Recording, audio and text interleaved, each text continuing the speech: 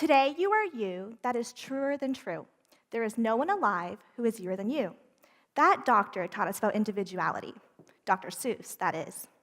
But only recently have researchers and clinicians began to look past cancer types represented by ribbons to individual cancer patients. Because even within a single ribbon, there are key differences between each cancer patient. Therefore, it may be helpful to recognize these patients as individuals and personalize their treatment. One way we can do this is by looking at each person's DNA. I think of cancer as alterations in the DNA. Alterations we call mutations.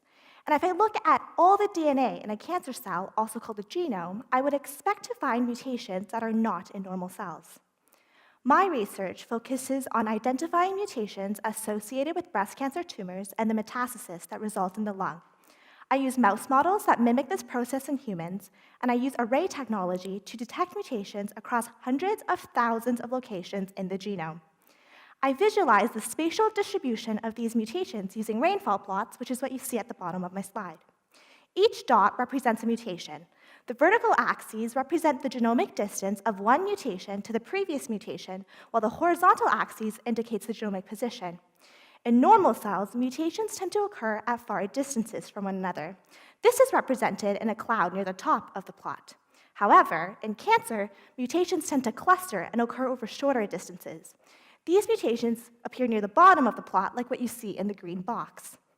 Clusters of multiple mutations can also rain in showers onto the genome and form patterns, like what you see in the red box. Notice how these two rainfall plots look very different from one another, yet they both come from breast cancer tumors. I analyzed these patterns in each individual mouse, and I searched for mutation signatures that could be driving their cancer. Because knowing the genes that have been hit by these showers will allow us to diagnose the resulting abnormal cell behavior and search for drugs already known to block it. The good thing about these drugs is that they can already be found at your local pharmacy, like indicated by the Shoppers Drug Mart sign. Clinical trials in British Columbia have already had a 40% success rate while using this approach. So if we look at the crowd of individuals once again, we can appreciate that they may all have different mutation patterns and different abnormal cell behaviors, so the best drug to treat each individual may be different.